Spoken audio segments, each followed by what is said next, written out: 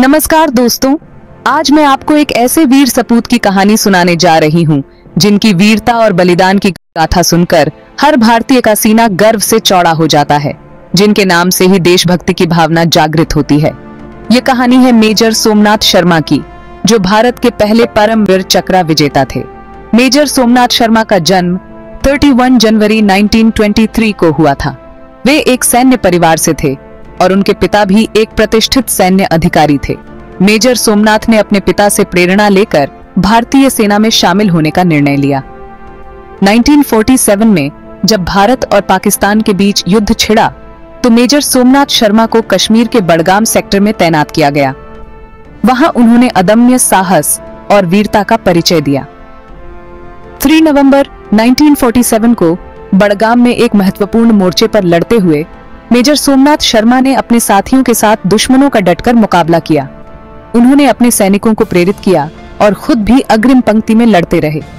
इस दौरान उनके पास गोला बारूद की कमी हो गई, लेकिन उन्होंने हार नहीं मानी। वे अपने घायल हाथ के बावजूद लड़ते रहे और अपने सैनिकों का हौसला बढ़ाते रहे। अंततः मेजर सोमनाथ शर्मा ने अपने प्राणों की आहुति दे दी, लेकिन दुश्मनों को पीछे हटने पर मजबूर कर दिया। उनके इस अदम्य साहस और बलिदान के लिए उन्हें मरणोपरांत परमवीर चक्र से सम्मानित किया गया। मेजर सोमनाथ शर्मा का बलिदान हमें आज भी प्रेरित करता है।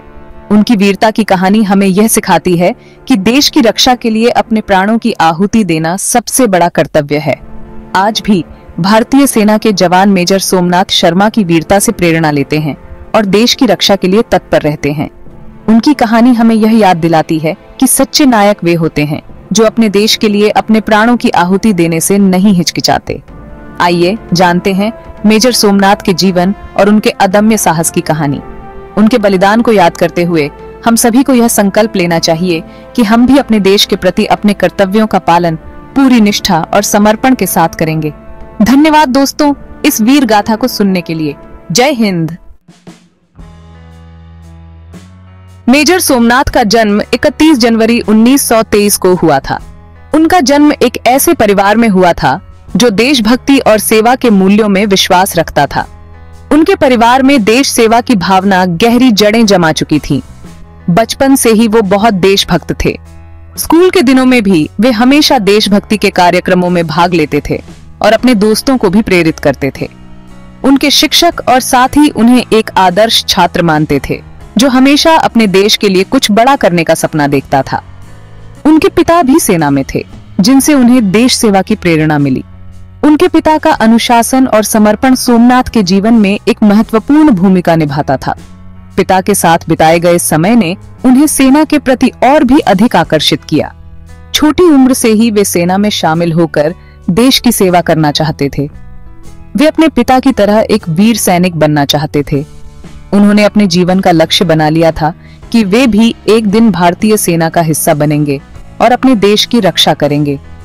उनके इस संकल्प ने उन्हें हमेशा प्रेरित किया और वे अपने सपने को साकार करने के लिए कड़ी मेहनत करते रहे। मेजर सोमनाथ ने अपनी पढ़ाई पूरी करने के बाद इंडियन आर्मी में कमीशन प्राप्त किया।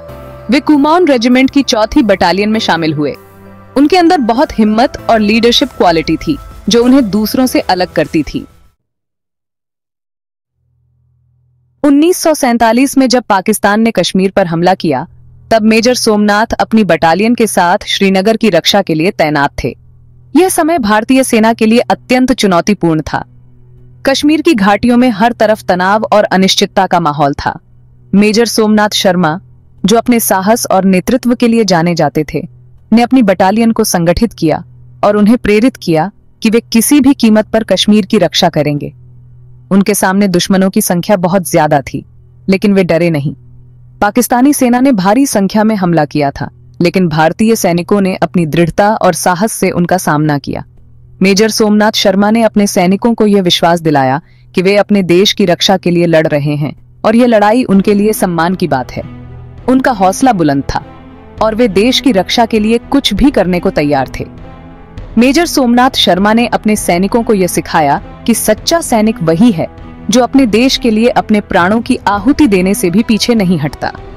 उनकी प्रेरणा और नेतृत्व ने भारतीय सैनिकों को अदम्य साहस और दृढ़ संकल्प के साथ लड़ने के लिए प्रेरित किया।